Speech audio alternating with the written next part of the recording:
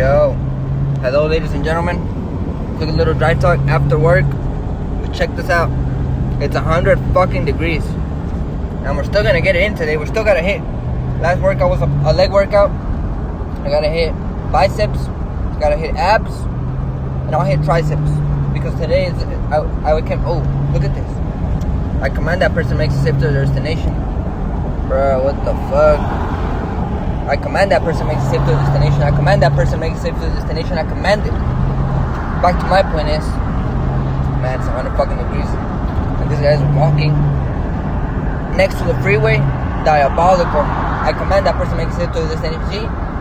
Even if you had a bike, you gotta be grateful. That person is walking. I'm grateful I got my pickup truck. I'm great. It might not be the newest. It might not be the cleanest. It might not have the cleanest paint job. It might not be the fastest, but at least it gets me to point A from point A to point B. It gets me to my job, right? And I still command that person makes it to their destination. But just remember, I remember that Billy Carson. This dry talk literally got way off topic quick as soon as with that person. But I remember that Billy Carson video where he said one guy is driving a car,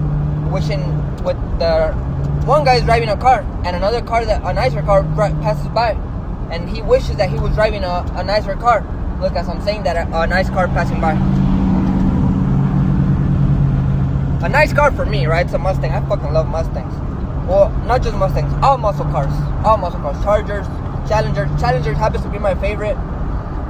And Camaros. Firebirds, Pontiac GTOs, the old school ones, everything. I love muscle cars. And pickup trucks, obviously.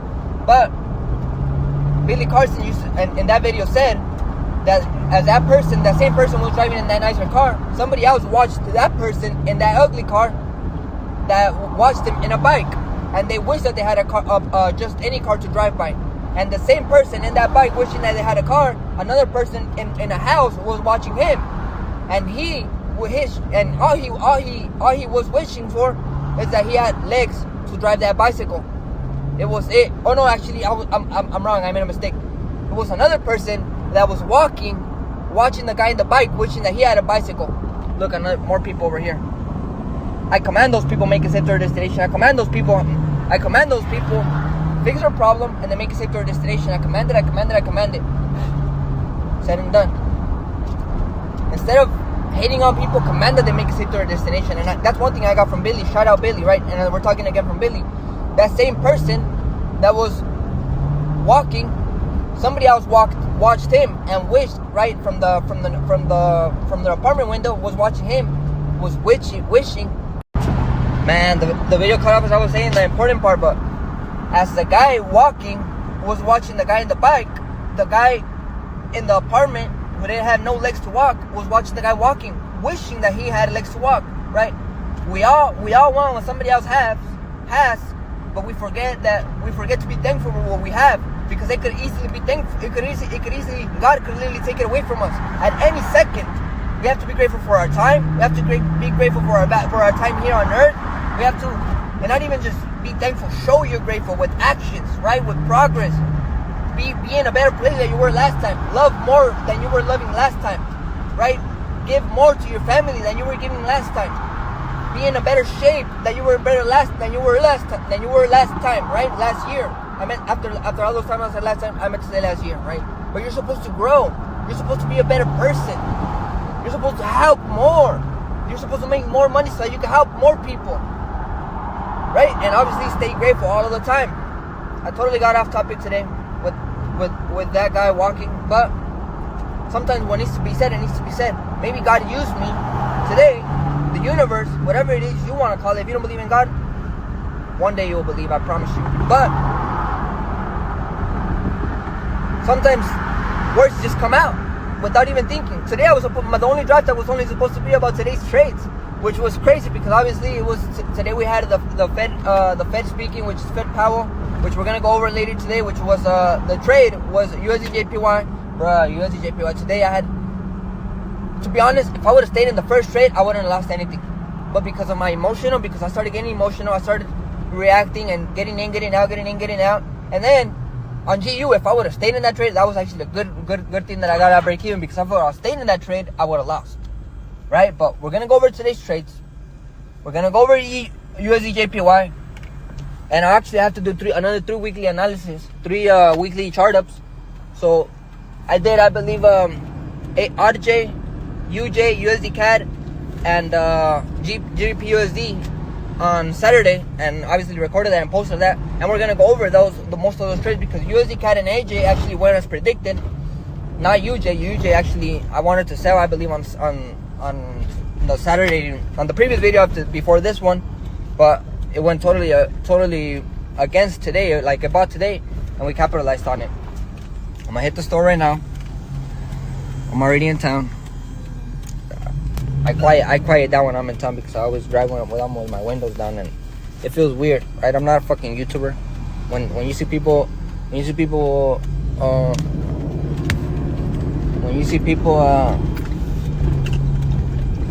when I see people fucking watching me recording. Yo, so like I said, the video cut off again, and I'm already here at the store, but I'm gonna hit the store. We're gonna go over today's trades, and we're gonna hit a workout. What was it? Biceps, abs, and triceps. Please don't to anybody watching this, and to the workout. Siempre me miran, es que soy muy solicitado por el trabajo que hay. Me he distinguido porque las tropas que yo cargo no cualquiera las trae. Y aquí seguimos marcándole la diferencia porque hacemos calidad. I'm already about to get home, but I was listening to that song, man. That song, if you know Los Dos de Tamaulipas, if you're Mexican or Latino in general, or even just like Spanish music, you know exactly that's a real ass song, right? Shout out Freddy, shout out Project Toro, shout out everybody in Houston. One day I'm gonna have those guys playing for me live, I promise you. And make my own corrido for me, but I have not earned it. That's why it has not happened. But that song says a lot of real shit. Obviously, trocas, how you gotta risk for shit. You gotta risk in order, right? And in the beginning, you don't have shit. Peace and love to anybody watching this. Let's get to the fucking workout, man. It's time to work. Well, I sent letters to all the Bulls players except Michael. Why did you do that? You know, I'm a young kid. He doesn't need any help.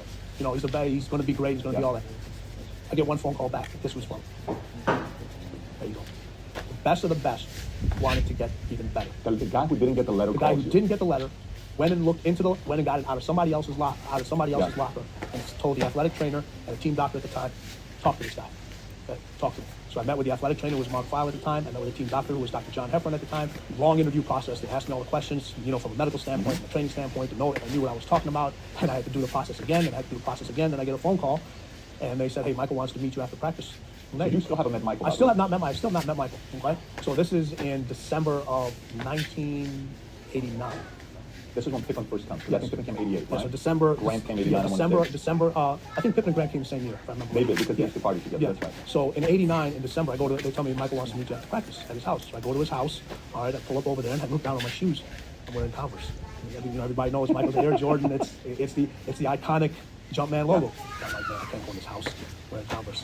But I remember, this is December in Chicago. It gets kind of cold. Yep. All right, so I take off the shoes. I got holes in my socks. I'm like, oh.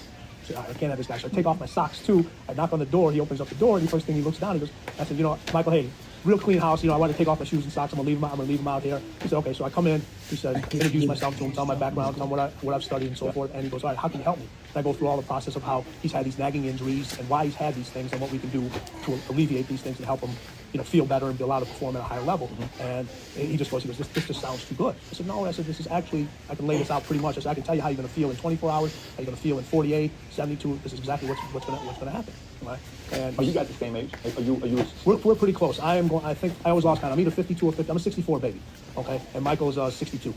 So he's 2 years older than I am. So you're still younger than him. I'm still. And he is listening to you. Yes. Okay.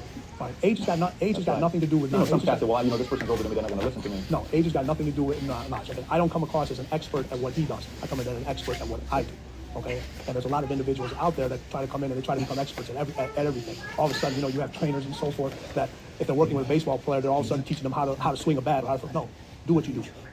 Do what you do. So when I got with MJ, I did what I said. This is what I do. Now, do I know about the game of basketball? Yes, I do know about the game. As much as he does, no. But that's where my learning process. You're not born with it. This is something that can be learned. But what happens is everyone's going to hit adversity. Okay, everyone's going to hit adversity. It's how you deal with that adversity. And the key word is you, not letting somebody else deal with that adversity. You have to deal with that adversity. And how you deal with it. Are you going to fight through it, or are you going to curl up and just roll over into the corner? It's going to pretty much determine how the rest of your development from a mental standpoint is going to carry. You know, people talk about this. People talk about this all the time. You know, losing builds character. Okay. How much fucking character do you need? Seriously. All right. You want to keep losing and losing. Hey, listen, I'd rather have a person win who has a little bit of character. Okay, who's a little nuts, and a person that loses all the time and got great character. At some point, you got to stop. You got to stop winning. You can't always look for other people to help you. Other people got their own problems. They got their own shit they got to deal with. They're trying to achieve their own goals. They are willing to assist, but after a while, okay, if you constantly looking for assistance, constantly looking for help, it's on you. Your failure and your success is on you. And it's not great that you have control if you think about it that way. I mean, if it's external, you can control external. If it's internal, you can control all the. So, Tim, how about I cover some of these routines, how clean you think, and then so you can kind of address it. So here's what you got. Cleaners, you keep pushing yourself harder when everybody else has had enough. One. You get into the zone, you shut out everything else, you control the uncontrollable. It's all about clarity. Clear. All about clarity. Okay. The zone is about clarity. That's all it is. It's about the individuals that can block everything out, that can not only see. Okay, so you know what? You notice about how many times have you watched sports and they say the person's thinking too much? Stop thinking. Yeah. Stop thinking. Just go out and play. Well, what happens when you tell an individual to stop thinking? What's the first thing they do? They start thinking. Yeah. Exactly. Do you know how many hours and years of preparation go into not being able to think about something? It takes years and years and years of doing the same fucking thing over and over and over again. Okay. Why learn how not to think? Not to think. Wow. To be able to take a reaction and turn it into a reflex. That's what the greatest can do. Most people react to things. Okay. The greatest, it's an instinct. It's impulsive. It's innate. It becomes a reflex. You know, we talk about this. Listen, trust your instincts. That's what closers do. You know what cleaners do? Their instincts trust them. I got this. I'll give you a great example about that, and we'll pick up the other thing. All right. Doug Collins, coach of the Bulls, he's drawing up his play. Okay, last second play, he's drawing. It's the Cleveland play, the one he beats Elo, right? Yep. So he's drawing up his play, all this other stuff. He's over, he raises it. Michael turns around and says, "Hey, give me the ball, get the fuck out of here." In the time. Yeah, after the time, before he's done, give me the ball, get the fuck out of here. Okay? That's the no thing. Okay, that's the point where, hey, listen, my instincts trust me. Give me the ball, get the hell out the way. I'm winning. I'm winning this game. But that game-winning shot wasn't made there. It was made many years before. In the dark gym, by himself, with somebody rebounding the ball, whether it's me or somebody else, shooting that same shot over and over and over and over again. So, if I get to this spot, I don't care if there's 10. Anybody else can put on it? Okay. Why he can take average receivers and make them superstars? Because he elevates their game. He makes the game simple for them. You know what he says? This is what I want you to do. Okay? You're going to run 10 yards, you're going to break left. Okay? I'm going to throw you the ball. It's going to hit you in these two fingers right here. All you got to do is catch the ball. All you got to do. You don't have to do anything else. Okay? When you turn, if you put your hands up, the ball's going to hit you right here. Catch the ball. Okay? And if you don't catch the ball, guess what? He holds you accountable. He holds you accountable. You look at one of the plays last year, he was with Julian Edelman, he dropped the pass. He told Julian, you got to catch a fucking ball. You got to catch a fucking ball. And what Edelman said, he goes, you're absolutely right. Can't make it any easier for you. I'm telling you where I'm going to throw it, where it's going to hit you in the fingers. Okay? You got to catch the ball. Expectations high as well about people. Yes. You know, because that people say, if you want to be happy, have no expectations of other people. You ever heard that quote? If you want to be happy, have no expectations of other people. How do you do that in a team environment where people are trying to win and do something that's going to get double? Yeah, I mean, well, what it is listen, the expectations of yours are a lot higher than everybody else's. You can't come down to this. So the key when we talk about cleaners is yours is going to be higher. The hardest thing to do is to elevate everybody else around you. Because if people get around and say, hey, listen, if I can do it, why can't they? Okay, everybody can't do it. Okay, yeah, I love this one. You know, people talk about this. We're all born with greatness. You're not fucking born with greatness. You earn greatness. Okay, that's a bullshit line to sell fucking shit to talk about. We're all born with greatness. Okay, that's the raw stuff about giving people hugs and high fives and all that other stuff. That's a fucking high. Okay, I tell people, you know what you gotta do to get to paradise? You gotta fight like fucking hell to get to fucking paradise. People don't know how to fight anymore. They don't know how to fight. Paradise starts in hell, and people quit. They don't know what to deal with, what's going on down there. When everybody's tugging at you, when they give you a pat on the back, in hell they don't give you a pat on the back. They're trying to throw you off this fucking window. They're trying to quit. So ones that can fight, the ones that come back, those are the ones that succeed. Those are the icons. Many legends out there, very few icons.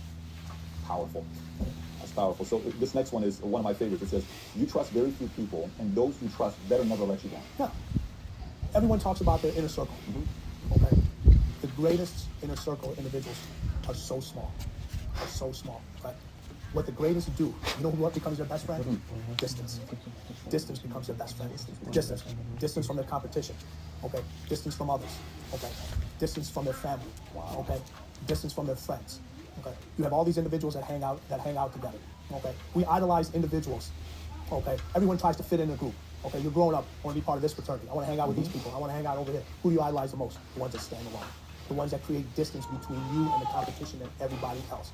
Right? You have all your friends. They may have all started out together. And what happens is when they know they can't keep up, okay, you create distance. Okay? You want them to come with you, but they don't have the ability to. They don't have the discipline. They don't have the sacrifice. So distance has to become your best friend in order for you to achieve the best at what you want to do. I know these are completely different thoughts than what other people tell you. Surround yourself with positive people. You know what that means? That means lie to my fucking face so I can feel good about myself. That's what that means. Okay? You need to surround yourself with people that tell you the fucking truth. When you're fucking up, they tell you you're fucking up. You made a bad decision. Now, when you say you made a bad decision, you might have a cleaner at work who comes in, does what their expectations are, they do what they're supposed to do, they leave during the hours, but they might be a cleaner in something else. Okay?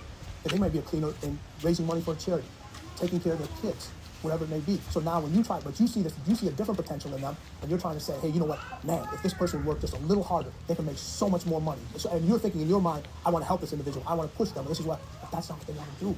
But that's not where their cleaner status is. Struggle with that, by the way, because you're hoping the person you like the most wants to that status you. Right. It's rarely the case. And exactly, and that's why, we go back to what I said about your obligation. Okay, people have different obligations themselves. Okay, we talk about can you be a cleaner in multiple things? No, you can be a cleaner in one thing. Now you can surround yourself. When you went to baseball. Okay, I didn't tell him we could do it. Okay, we're gonna do whatever we can to make you as successful as possible. Now, there was a baseball strike that happened during that year. They wanted him to cross the line. This is nothing new. This is public information. He wouldn't cross the picket line. Right? Now, was he as successful as we wanted him to be? No. But to take an individual who wanted to try something and knew the scrutiny that was going to follow it, and the individual just to have the mental aptitude to push himself and continue the same work ethic that he took in basketball, he took in baseball. Now, you know what they say? The hardest thing in professional sports is to hit a baseball. I kind of disagree with that. To me, the toughest thing in sports is to be an NFL quarterback. Because a lot of baseball players are now hitting above 275, hitting the 300s. How many prize NFL quarterbacks can you name? Not that many. It's a personal. That's a personal opinion. Okay, that's just mine. But when you look at it from, he hit the 200s. I can't remember his average, but all the plays, and they know all the plays of everybody, all their teammates. So a lot of plays aren't like. What they do is the receiver runs out, okay, and they throw to a spot. They don't throw it to the person. The player say, you're going to run 7 yards, you're going to break left, I'm going to throw a ball. You run 7 yards and the receiver breaks right, ball's going in the wrong direction. Right? So where the talent has to become the intelligence. Where the intelligence has to come the competitiveness. Okay? So you got individuals that are extremely talented, intelligent, and they're competitive. Okay? Now you're starting to put the pieces together. Would you say would you say Kobe and MJ were at a whole different level like that than everybody else? Whole different level. But now when we talk about failure, this is the key point in this one right here. Resiliency. When things go bad, when all the bullshit starts to come in, okay, when everybody's pulling you in different directions, telling you can't do this, you can't do that, you're not this, you have the resiliency to show them. Okay? You can't win the championship leading the league in scoring. I'm going to show you. Okay? You only play one side of you only play offense. Defensive player of the year. Okay? All right. You win the dunk contest. Okay. Everything that says I can't do it, they've done. That's resiliency. When you have those four things, and I don't care if it's in sports, it's in business, you have to have those things. Otherwise, our failure is going to kick your ass over and over again. Because so many people have one of those four. You got a lot of people that are talented. You got a lot of individuals that are competitive. You got a lot of people who have the intelligence. Okay? But you can have your intelligence. Yo, hello ladies and gentlemen. So we're gonna do the review of the trades of yesterday. It was supposed to be yesterday, but I'm doing it today because I crashed out. Literally just did it right now. Look at this shit. So we're gonna go over NCT Cat that I just did a weekly chart up. We're gonna start from the 30-minute, from the monthly. This is the monthly, tested this zone right here at 76,500 and instantly had a bullish rejection. That flipped us bullish. Obviously we're failing to break lows and bullish trend maintain above. Pause that if you want to read it. I'm trying to do this quick. Weekly bullish engulfing candle, monthly bullish engulfing candle above 85,100 and 83,900. We're going to the weekly bullish engulfing candle. I literally see price continuing all the way up to 87,800 this week. Something possibly like this. maybe a little rejection to continue. Now we're going to the daily. The daily, you can see that's already happening. So right now we're gonna look for this trade right now. It's not there yet, but soon. Actually, let me put an alert. So 85 100 key zone, at least currently. On the 4 hour, we're bearish already.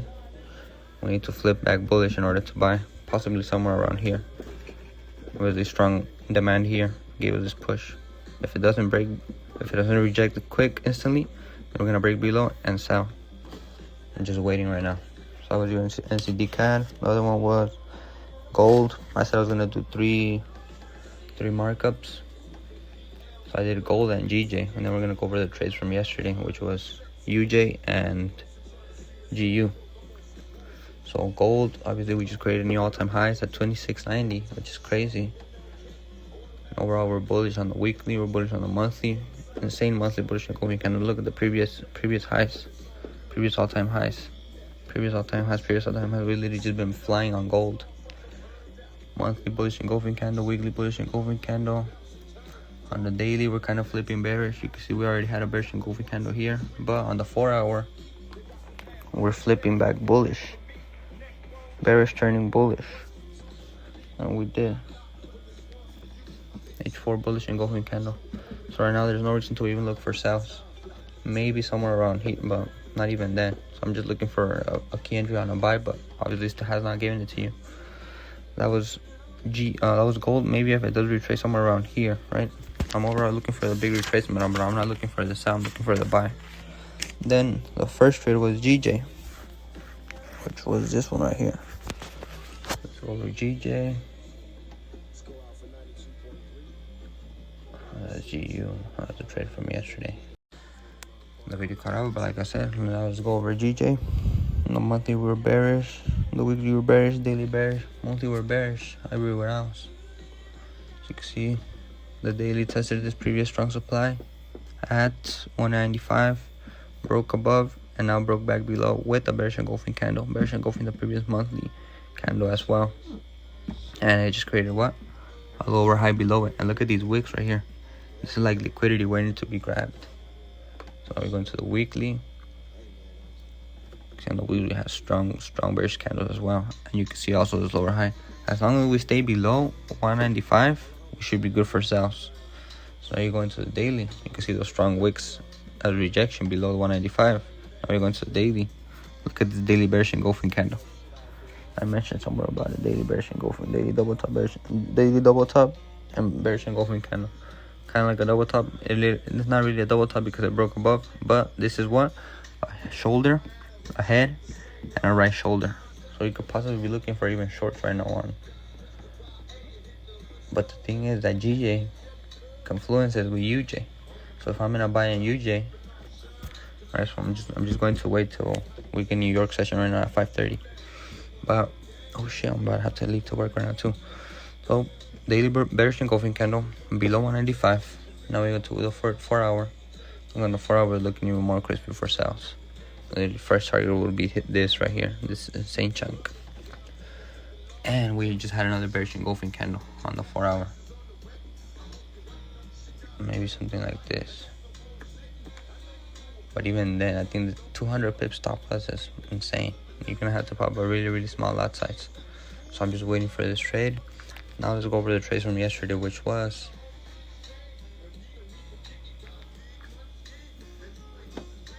UJ, GU, and then UJ. Look at what happened with UJ yesterday because of the Fed, right? The first original trade. So I believe I'm still in the trade right now. UJ, we're still up a nice amount. You can see it had gotten in based off this previous demand, supply, now back above demand, and it did turn into demand beautifully. You can see here, previous demand, previous supply, it had turned into new demand. But the original entry, oh, I still have it.